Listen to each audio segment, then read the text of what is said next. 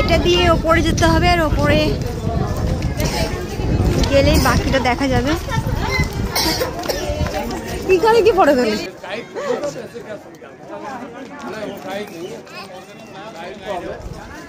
তো যাই হোক, আমরা উপরে উঠে গেছি একটা লম্বা সিঁড়ি দিয়ে।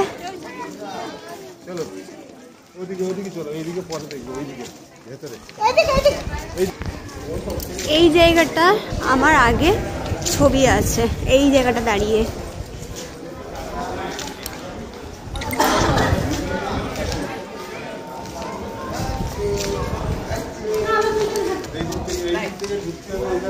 তো গাইডেন্স 600 টাকা চেয়েছিল, তো আমরা বললাম যে না, 600 টাকা দিয়ে আমরা গাইড নেব না, আমরা আগে এসেছিলাম, যার কারণে আমাদের গাইডের দরকার নেই, আমাদের জানা আছে যে কোথায় কি আছে বা আমাদের অসুবিধা হবে না।